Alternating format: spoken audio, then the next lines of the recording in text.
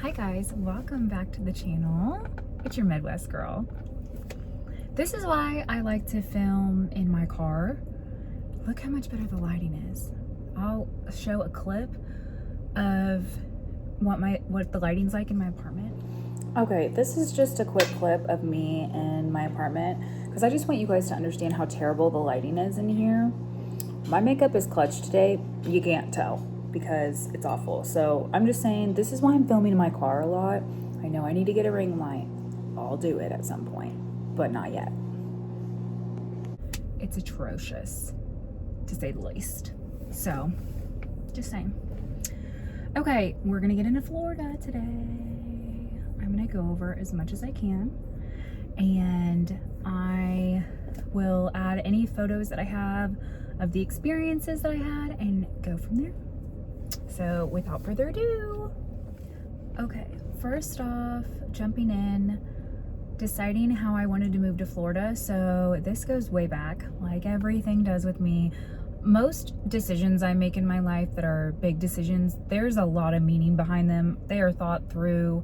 I am definitely an overthinker. I'm very guilty of that. And so this was not just like a last minute decision, although I would do something like that too. So when I was 18 and I was graduating high school, I got to go on a trip with my friend and her family, and we went to Florida, and we went to the Gulf side, Captiva, Fort Myers Beach, Fort Myers, kind of that area. It was so beautiful and I loved it there. I thought it was just gorgeous. I really liked the vibe of the Gulf side of Florida. I had not been a ton of places at the time besides like repeating the same places we had been to. We had been to New York repetitively growing up, New York City, Jersey. Then my aunt and uncle, who once lived in Jersey, moved to North Carolina, like Charlotte area. So we went to there, we went to Colorado. Of course, I'd been to Texas a few times. This is when I'm a teenager, remember, like 18. And so it was cool to have the experience of being able to go to a different state and a different part of the nation that I had not visited yet. So we get to Florida and we really enjoy the time there. We are still friends till this day. Shout out to Caitlin. We are very close and she's just been a lifelong friend of mine. It's wild. Some of my relationships have gone for decades now. So I am in Florida and we go to Fort Myers Beach and we walk out onto the pier out there, and it was just kind of one of those moments in life where it's pivotal. I remember going out on the pier there in Fort Myers Beach. I'll put a picture of it up, and being like, I think I want to live here. Like, I really want to move here. This is beautiful. I love the beach. I'm a summer girl. I love tropical weather. I was very much about it. So following that trip, I remember thinking, I really want to move to Florida. Like, I really want to live out there and enjoy life and have that beach, low-key life, nothing over the top, nothing crazy, but just to be able to enjoy that type of climate and nature.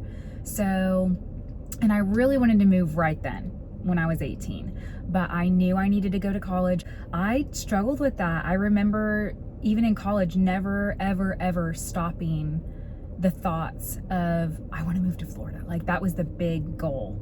First it was K-State, then it was Florida.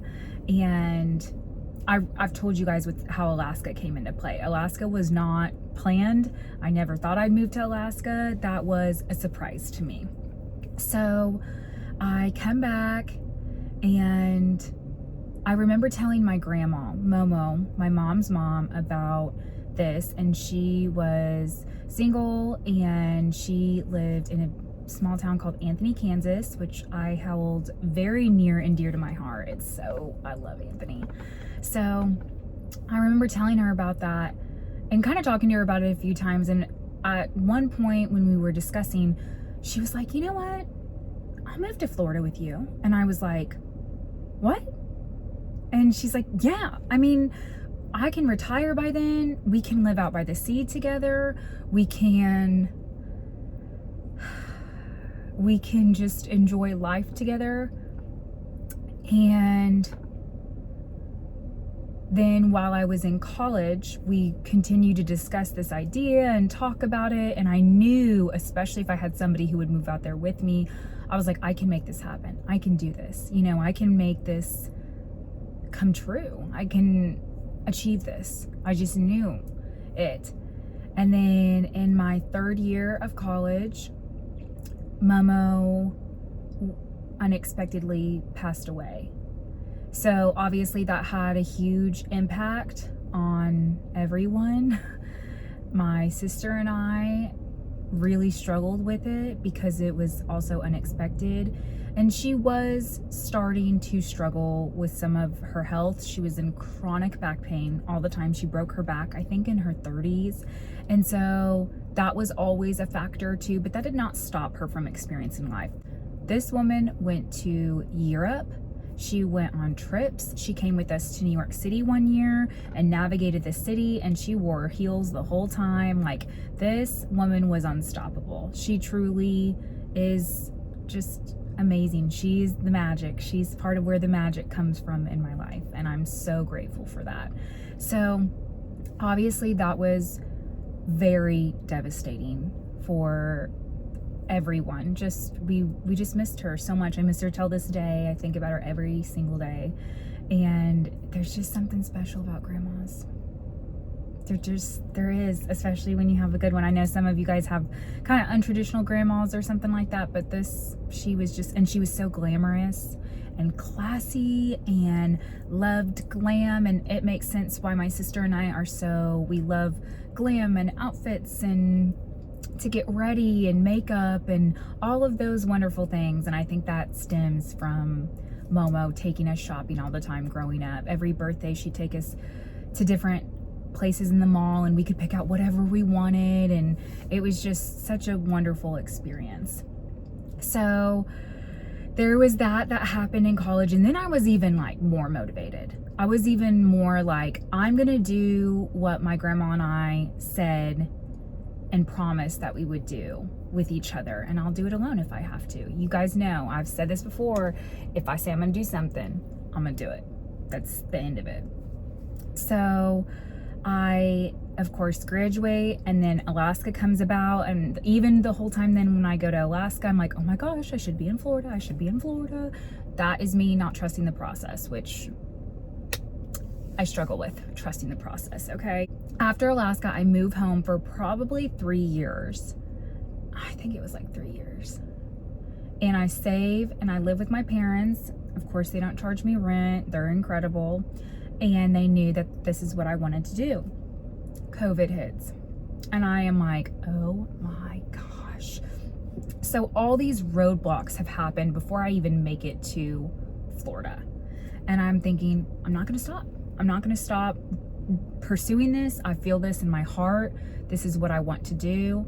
I even, during this time, start dating a guy who's in Texas because Lindsay's in Texas. So I'm going to visit her often.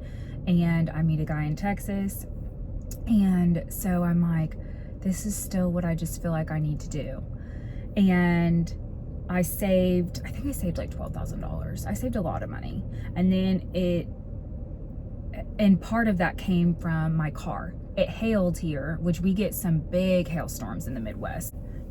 They can be really severe. They can total out your car. They can total your roof, like on your home. They're wild. So anyways, my Honda Accord got hailed out, and I took the money from the insurance company instead of getting it repaired. And that helped contribute to my fund to be able to move to Florida. So it's drivable. Nothing was wrong with it. It was just cosmetic.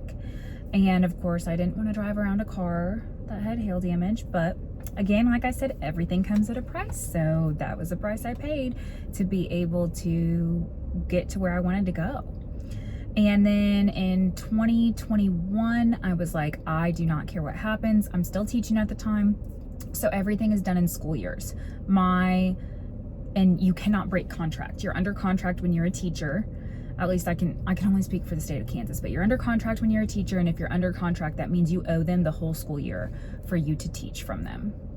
And so I was like, when May rolls around, baby, I'm gone. And I started applying for jobs, and basically I wasn't getting very many offers. But the problem is a lot of districts don't hire till the middle of the summer because they're trying to get everything wrapped up for the current school year.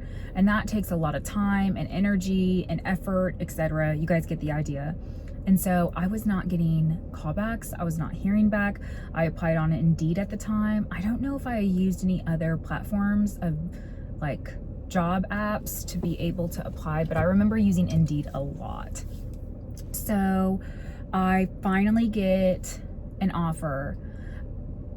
Let me rewind. For a while, I did consider moving to Tampa. I felt like that might be a better place just because I really wanted to move to Fort Myers Beach or Fort Myers area, either way. And those just aren't very big towns. Those aren't very big cities. They aren't very big towns. So I felt kind of like, unless you knew somebody in those districts, it was going to be harder to just get a job there randomly. So I thought Tampa might be a better option because it was still Gulf side. Sorry, I'm not saying that right. I thought that's a much bigger city. I'll probably have a much better shot at getting hired there. And then I also applied to some places around Miami. During the time, the guy I was dating wanted me to apply at some places in Texas, and I knew I could end up in Texas long term. So I thought, let me just go to Florida probably first. I did apply at some places in Texas, but our relationship was not smooth, to say the least. So I just didn't have that trust in it. And I could do a whole video over this, you guys, but just trust your gut. Trust your gut. If you're in a situation and you're dating somebody, and even if you really care about them, but you know it's just not smooth, it's not going well, or it's not consistently going well, trust your gut on that. And I always say this, and I always will, I bet on me. I trust me. I bet on me. I would any day. And so I thought, let me apply to both, and wherever I get a job, Texas or Florida, like DFW area in Texas, that will be the final decision maker. So I get an offer. I get a couple offers actually in Hollywood, Florida. Hollywood, Florida is in between Fort Lauderdale and Miami on the Atlantic side. So I'm like, let me fly down there and interview in person. I know if I interview in person, like, I got these. I can do this. So I fly down there. Yes, I took a whole trip to Florida on my own dime because this was really important to me. I wanted to meet the people I was going to work with. I wanted to see the school in person. It's a big deal, you know, to move. I was like 6 states away from my home state. So I wanted to see everybody in person. I wanted to see everything in person. And I flew down there, and I get there, and thank goodness I was smart, and I packed some extra clothes in my carry-on and like a toothbrush and toothpaste and maybe a comb or something like that in case they lost my luggage. They did, long story short. So that was crazy. I woke up the next day. I put on the only dress I had, sandals. I went to each interview. They both went really well. I liked one school way more than the other. And then I finished out my trip. I had a good trip and came home. Within probably 2 weeks, I got calls from each school, and they both wanted to hire me. The second school that offered was the school that I wanted to offer. And so then I was like, wow, I'm not going to Fort Myers. I would be 3 hours across the state from where Fort Myers Beach is. It was only about 3 hours away from the Miami area where I was going to live. Now, how did I find a place to live? This is crazy. Y'all, we do some crazy things in our 20s. I got on an app called Roomster, and I started looking for rooms to rent out in Florida. Like I'd have other roommates either in a house or in an apartment or something like that. And I obviously wanted to live with females. That's just what I felt comfortable with. Well, I had found a place that was a gorgeous home in Florida, in Hollywood. And even though the landlord was a man and he did live there most of the time, but he also was from Texas, I was like, this is the best option that I see. Like, this is a beautiful home. My room would have had a slide.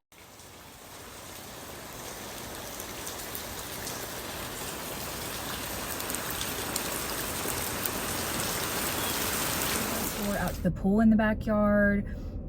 And that's the place I ended up going with. When I went on my trip to interview, I also visited this home so I could meet the landlord and see like what my room would be in the house. And I was like, this is it. This is so pretty. This is so beautiful. I will put up videos or photos if I can. And I moved down to Florida. This effing iguana just fell out of the tree and could have hit Ben or me.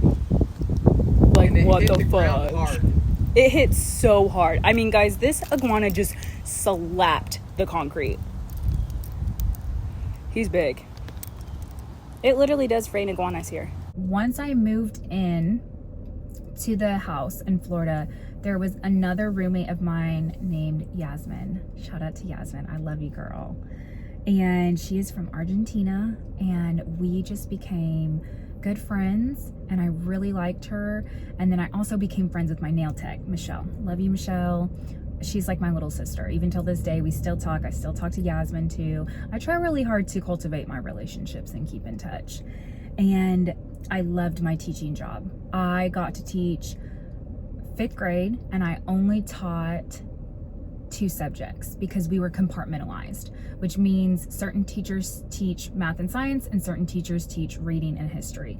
And I got to teach reading and history. And if I had my way, that's exactly what I would have wanted. So that was amazing. I loved my principal. I loved my team. So my other teachers on my team, loved them. And it was such a cool experience to live by the beach.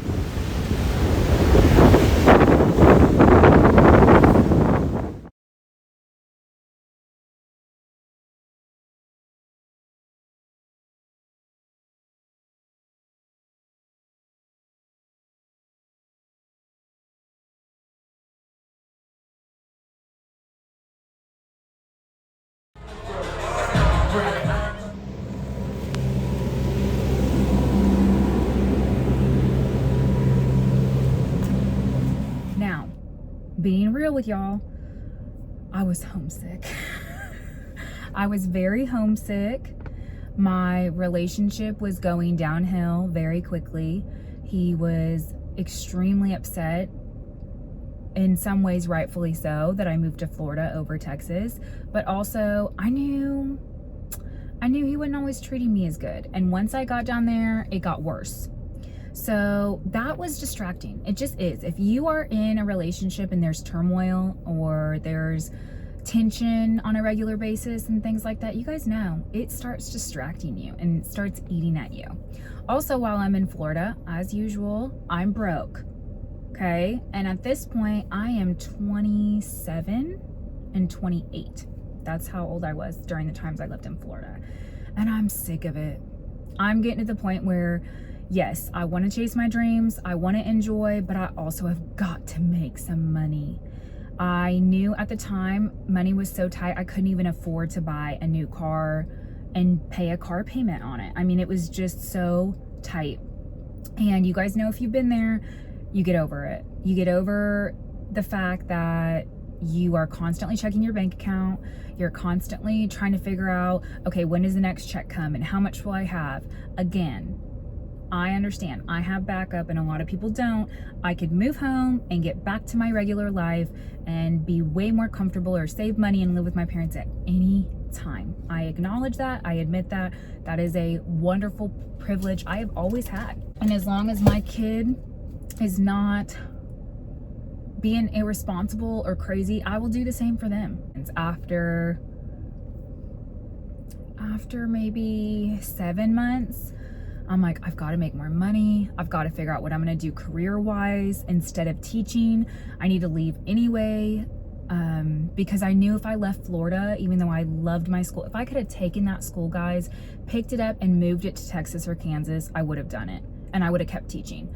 But this was a little utopia. It was just it was a charter school. It was called Ben Gamla.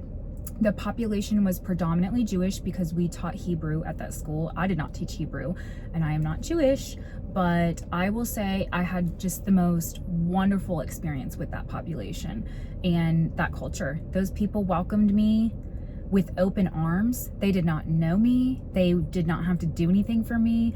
They would give me money for my classroom, like in gift cards. They would shower me with gifts on Teacher Appreciation Week. They would help out and volunteer for any field trips I needed help on, or with the kids in the classroom. Anything they could do, they were doing it. And these kids were so good. Oh my gosh, these kids were so good. Smart, just wonderful kids, wonderful hearts, wonderful kids. And where I lived out in Florida, though, let me be very clear, it was rough in that area. It was hit or miss very quickly. There was money on one side of the road, and if you went to the neighborhood across the street, it started getting rough. Also, I was probably in culture shock in hindsight now, because I had been in the Midwest and then I had been in Alaska, and Alaska is way more desolate than where I am in the Midwest. Yes, I'm in the Midwest, but I am in a bigger city for the Midwest. So Alaska was even more low-key and calm people-wise than Kansas was. Now, Florida was extremely populated where I lived and very integrated. Different cultures, different people, Middle Eastern, Russian, Puerto Rican, tons of New Yorkers lived down there. I mean, it was like so different, and so different from where I originally wanted to move, which was Fort Myers Beach. Basically, then after some time, after about a year, which I did not take my own advice. I always say if you move somewhere, you need to be there 2 years to get used to it, because it's such an adjustment when you move to a whole new environment with a whole new group of people, just a work environment, everything. But I just knew I had to change my career. I knew I had to get out of the relationship I was in. I knew I needed to change my career, and I knew I needed to change the location I was at if I was going to do that, because I needed more support around me. I was very close with my landlord, Ben. Shout out to Ben. You are incredible. He encouraged me to go into business. He encouraged me and told me, you're going to make money someday. You're going to be good. And he was from Texas, so he's kind of a comfort person, because he was much more familiar since he was from the Midwest, in my opinion, even though he's from Houston, which people would consider the South. But they very much have that Midwest behavior and feeling. Even Texans do. So I decided that this would be it, unfortunately, and it was time to pack up and change my life completely. And I was 28 years old, and I remember thinking, I can't believe I'm going to start all the way over again. I'm going to start my relationship over from scratch. I'm going to get rid of this relationship. And it was severe. And this was also important too, is I knew when this relationship ended, I would not be able to speak to this person ever. It was going to have to end for good. All communication was going to have to be cut off. It was that important. This was not just a regular type of relationship ending. This was going to have to be very serious, and that's hard. That is hard, to cut somebody off when you have been in love with them, when you care about them deeply, when you know their family, when they know your family, when you have all these ties to them. And I thought, this is what I have to do. You know that feeling. You know that feeling when you're up at night, when you start getting nauseous, when you can't eat as consistently. You know when you need to make a change. And it doesn't have to be necessarily a relationship, but I always say, if you don't listen to God, He will haunt you. He will haunt you. He doesn't care. You need to listen. And as long as you push away not listening, the worse things get. And you guys know what I mean. I know you all have probably done the same thing. I always think of the Chris Williamson quote. I think it said something, or he is quoting somebody else, I think. The heaviest things in life aren't iron and gold, but unmade decisions. The reason you are stressed is that you have decisions to make and you're not making them. And man, is that not the truth? So I went ahead and I finished out that school year. I packed up my Honda. I drove the 2.5 days back home, or the 2 full days back home.